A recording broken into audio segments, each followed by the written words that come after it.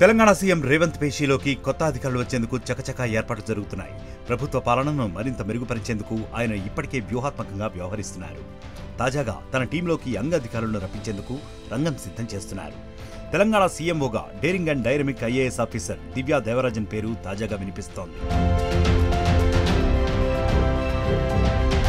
గత సీఎం కేసీఆర్ బాటలోనే ప్రస్తుత సీఎం రేవంత్ నడుస్తున్నారు.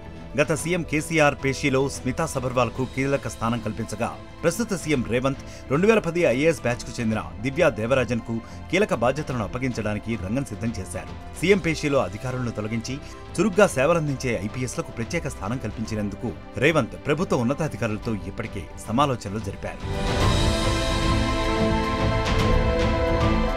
ప్రజా సమస్యల పరిష్కారంలోనూ పాలనాపరమైన నిర్ణయాల్లోనూ మహిళా అధికారులు చురుగ్గా వ్యవహరిస్తారన్న నమ్మకంతో తెలంగాణ సర్కార్ వారి కోసం అన్వేషించింది. తెలంగాణలో మహిళా ఐఏఎస్ ఆఫీసర్లకు ప్రత్యేక గుర్తింపు ఉంది. గతంలో స్మితా సబర్వాల్, ఆమ్రపాలి కలెక్టర్లుగా పనిచేసి ప్రజాభిమానాన్ని చూరగొన్నారు. ప్రజలతో మమేకమై ప్రజా సమస్యల పరిష్కారానికి కృషి చేశారు. అందువల్లే ఒకప్పుడు ఆదిలాబాద్ కలెక్టర్గా పనిచేసిన దివ్యా దేవరాజన్ పేరు అకస్మాత్తుగా తెరమీదకు తీసుకొచ్చింది. సీఎంఓలో దివ్యా దేవరాజన్కు కీలక బాధ్యతలు అప్పగించాలని భావిస్తోంది. మరో ఐఏఎస్ ఆఫీసర్ ఆమ్రపాలి సీఎంఓకు వస్తారని తొలుత ప్రచారం జరిగింది. ఆమె ఇప్పటికే జీహెచ్ఎంసీ బాధ్యతలు సమర్థంగా నిర్వహిస్తున్నారు. యంగ్ ఐఏఎస్ అధికారిని ఆమ్రపాలిని కదిలిస్తే జీహెచ్ఎంసీ గాడి తప్పే అవకాశం ఉందని భావించిన సీఎంఓ ఉన్నతాధికారులు తాజాగా దివ్యా దేవరాజన్ పేరును ప్రతిపాదించారు. ఆదిలాబాద్ కలెక్టర్గా పనిచేసినప్పుడు దివ్యా దేవరాజన్ గిరిజన మహిళలకు అండగా నిలిచారు. ఆదిలాబాద్లో ప్రత్యేక గుర్తింపును తెచ్చుకున్న దివ్య వినూత్నంగా వ్యవహరించారు. కొత్త సంవత్సరం సందర్భంగా తనకు విషెస్ చెప్పడానికి వచ్చేవారు పూల బొకేలు తేవద్దని, దుప్పట్లు తేవాలని కోరారు. ఆదిలాబాద్ జిల్లాలో చలి తీవ్రత ఎక్కువగా ఉండటంతో వాటిని గిరిజనులకు పంచిపెట్టి ఆదర్శ అధికారినిగా పేరు తెచ్చుకున్నారు.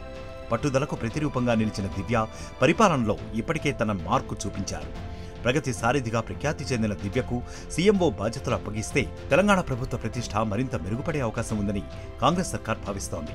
ప్రజా దర్బార్ను సమర్థవంతంగా నిర్వహిస్తున్న దివ్య ప్రజా సమస్యల పరిష్కారానికి ఇప్పటికే ప్రత్యేక చొరవ చూపారు. లోగడ సెర్ఫ్ సీఈఓగా వ్యవహరించిన ఆమె గ్రామీణ పేదరిక నిర్మూలనకు అవిరళ కృషి చేశారు. మరిన్ని వీడియోస్ కోసం ఛానల్ ని సబ్స్క్రైబ్ చేయండి. లేటెస్ట్ అప్డేట్స్ కోసం వాట్సాప్ ఛానల్ ని ఫాలో చేయండి. అండ్ లింక్ డిస్క్రిప్షన్ లో ఉంది.